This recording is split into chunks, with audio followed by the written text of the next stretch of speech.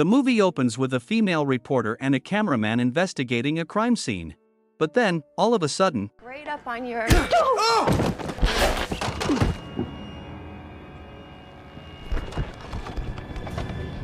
they are attacked by a deranged man, who ruthlessly murders both of them. The scene then shifts to a flashback from 3 days ago, featuring a group of college students: Allie, Chuck, Chloe, Mitch, Jason, Naomi, Todd, Chad, and Mike. They are all heading to camp together in the forests of West Virginia. While they are driving, a pickup truck passes by, and two hillbilly men named Dale and Tucker stare at them, making them suspicious. Sometime later, they realize that they still need to bring beer, so they stop by a gas station to buy some. While Chad is looking for beer, Allie wanders around the shop. But then, she comes across Dale staring at her, but Chloe soon arrives and takes her away. Later, Dale is completely fascinated by Allie and continues to stare at her. He confides in Tucker about his newfound crush, who urges him to go ahead and talk to her. However, Dale claims that such a pretty girl would never be interested in someone like him. Still, Tucker claims that he is a good-looking man and urges him to believe in himself. Eventually, Dale decides to shoot his shot, but due to his nervousness, he ends up talking very strangely, which freaks Allie out.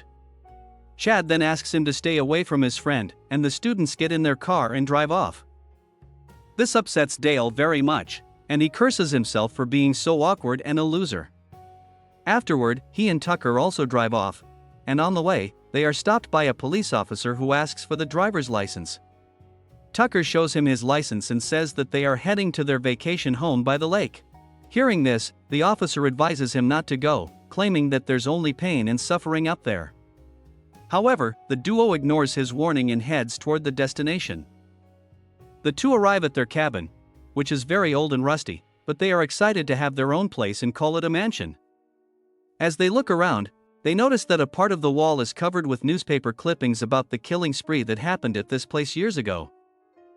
Moments later, Tucker places his hand against a pole, which begins to collapse above him. Fortunately, Dale rushes to him and manages to save him just in time.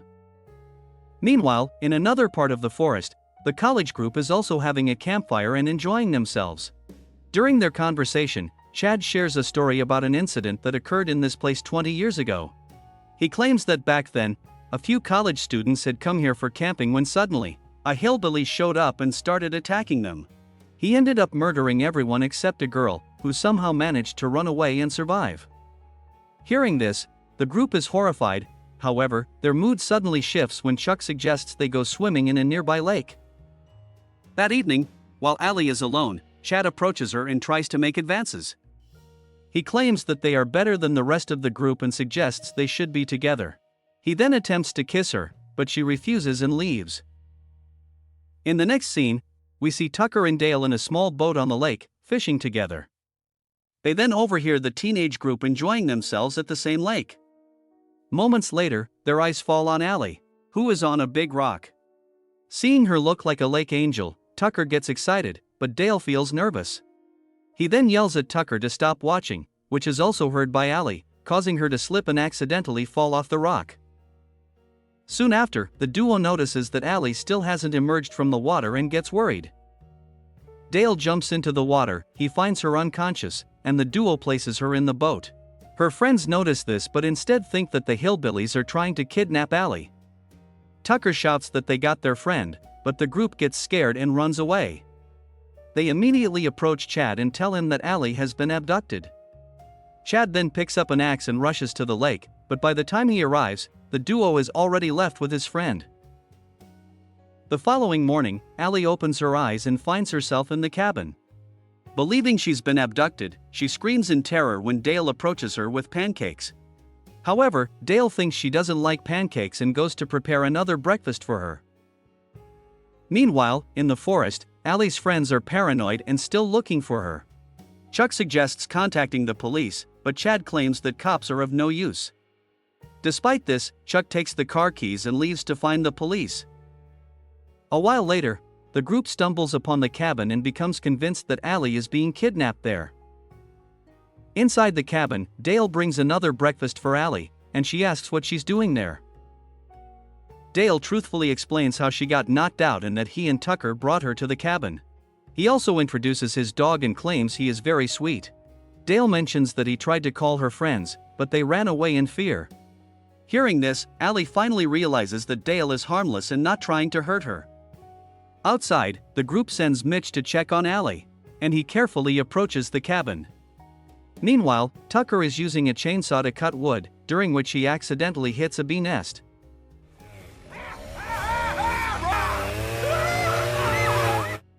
The bees begin to attack him, so he runs toward the forest in panic with his chainsaw. Seeing this, the group thinks that he is trying to attack them, so they all run away to save their lives. Mitch is running alongside Tucker, constantly looking at him out of fear. Due to this, he accidentally impales himself on a broken tree, resulting in his death. Back in the cabin, we see that Allie and Dale are having a good time playing board games. Moments later, Tucker comes in and scolds Dale for not helping him from the bees' attack. He claims that he saw Allie's friends running in the forest, although he doesn't know why. Hearing this, she decides to go out and find them, but Dale asks her to rest, saying they will look for her friends. Meanwhile, in the forest, the group finds Mitch's dead body and is horrified. They assume that the hillbilly duo must have killed him and left his body as a message. They think they should leave, but Chad refuses and says that they all can handle these two killers easily.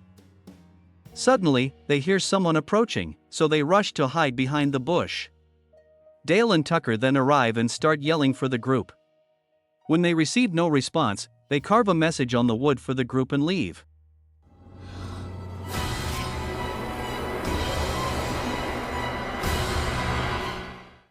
When the group sees the message, they again misinterpret the situation and assume that it must be some sort of threat. After some time, Dale tries to dig a pit to make an outhouse, while Tucker is working on a wood chipper. Allie approaches Dale and asks about her friends, so he tells her that they left a message for her friends and they must be coming soon. The girl then offers to help him dig the pit, and Dale comments that a pretty girl like her shouldn't do such work. At that moment, her friends secretly watch this and assume that she is being forced to dig her own grave, so they decide that they must do something urgently to save her. With this, Todd grabs a wooden spear and runs toward Dale to attack him. The three of them fall into the pit, and Todd is impaled by his own spear, resulting in his death. On the other hand, Mike decides to attack Tucker. The idiot accidentally jumps into the wood chipper and gets chopped instead. Tucker tries his best to get him out, but to no avail, and the group now thinks that he deliberately murdered Mike. Afterward, Tucker and Dale lock themselves in their cabin with an unconscious Allie. They believe that these students have made a suicide pact and are killing themselves on purpose. Dale suggests calling the cops, but Tucker doesn't think it's a good idea because they will be blamed for the murders. So, the duo decides that they should clean up the mess before anyone arrives. Meanwhile, in the forest, the group feels helpless as, one by one, all their friends are dying. Suddenly, they hear a police car approaching, so they run toward the street, even though Chad refuses to let them go. It turns out that Chuck has brought a police officer with him to capture the killers. Back in the cabin, the duo successfully takes Mike's body from the wood chipper after much struggle. But as they proceed to bury it, the cop arrives with the student group. The two get really scared and try to explain the ridiculous incident to the cop. They also claim that Allie is inside, and they have not hurt her a bit. So, the cop leaves the students in the car and heads inside the cabin to check. After checking on Allie, the cop discovers that she is unharmed and well. But the situation gets worse when he leans against an unsteady beam, which collapses on him and hits him in the head. He ends up dying due to his injuries. Seeing this, the students assume that the hillbillies must have killed him and plan to attack them. Chuck then takes the revolver from the police and attempts to shoot the duo. However, since he has never used a gun before, he accidentally ends up killing himself. Here, Chad arrives and tries to shoot the duo again, forcing them to run back to the cabin. Moments later, Dale looks outside the window and is horrified to notice that Chad is holding their beloved dog at gunpoint. Tucker then asks Dale to use a nail gun as a distraction while he goes through the back door to rescue their dog. Soon, Dale starts shooting the group with the nail gun, and Tucker manages to free the dog. But in the process, he himself is discovered by the group. He tries to run as fast as he can and hides in the woods.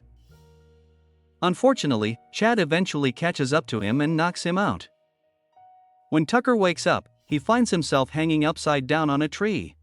He tries to explain to the group that they didn't murder their friends, but Chad refuses to listen and proceeds to cut his fingers.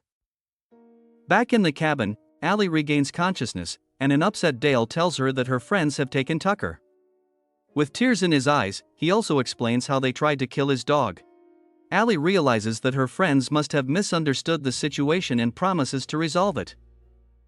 Just then, they hear someone knocking on the door and cursing Dale's name. Allie decides to check what's going on, and she is horrified to see her friends' lifeless bodies on the floor. Soon, she finds something wrapped in cloth on the doorstep, and Dale quickly realizes that it is Tucker's clothes. As they open it, they find his fingers inside, and a note telling Dale to come and get his friend. Having had enough, he picks up an axe and decides to confront the group. Allie tries to stop him, asking him not to complicate things further, but he says that things have already gone wrong and he doesn't understand why her friends think he and Tucker are psychos.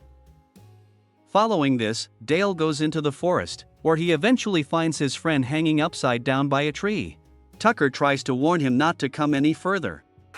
Tucker! Hold on, please! Thankfully, his balls are spared from the trap, and he proceeds to set his friend free. Meanwhile, Chad and Naomi sneak inside the cabin, where they find Allie and ask her to leave with them. Chad then starts pouring fuel all over the place to burn it down. Allie tries to stop him, saying it's a big misunderstanding and that Dale and Tucker haven't hurt her. Hearing this, her friends are shocked, and they believe that Allie must have fallen in love with her kidnapper. She vehemently denies this, but Chad becomes very furious and proceeds to attack her. At this moment, Tucker and Dale also arrive at the cabin. Allie then calms everyone down and asks them to discuss the situation. She serves them tea, but Chad admits that he is allergic to chamomile tea. Allie then requests that both sides explain their situation one by one before jumping to any conclusions. Here, Chad recounts how, 20 years ago, his parents and their friends came to this location and were attacked by a hillbilly. His mom was pregnant during that time, and unfortunately, the killer tortured and assaulted her. Despite the ordeal, she managed to escape from this place, while his father and the rest of the group lost their lives. He then reveals that his mom was sent to a mental asylum afterward, and he heard this story from his grandmother. Dale feels bad for what happened to Chad's parents, but asserts that he isn't responsible for that situation.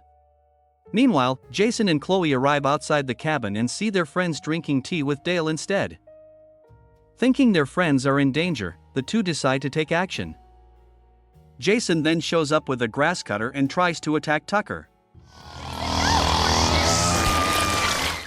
Chad immediately flips the table on Dale and tries to attack him with an axe, but Tucker saves him. Enraged, Chad throws a lamp at them, but it goes straight to Jason. Chloe attempts to extinguish the fire on Jason but instead uses alcohol, and the fire soon spreads from there to the fuel tank, and the entire house begins to burn. Amidst the fire, Chad tries to escape but is grabbed by Naomi, while Tucker and Dale take Allie, and they manage to escape from there. Soon, the cabin explodes, and they think that everyone is dead inside. But Chad stands up with his half-burned face and proceeds to attack the three with his axe. They quickly get into a car and drive away from there. But on the way, Dale gets distracted, and he ends up crashing the car into a tree. Sometime later, Dale opens his eyes and notices Tucker, who is badly injured and leaning on a tree. He inquires about Allie, and Tucker reveals that Chad took her away. He then urges Dale to go after her and save his crush before it's too late. Tucker reveals that their dog can take him there.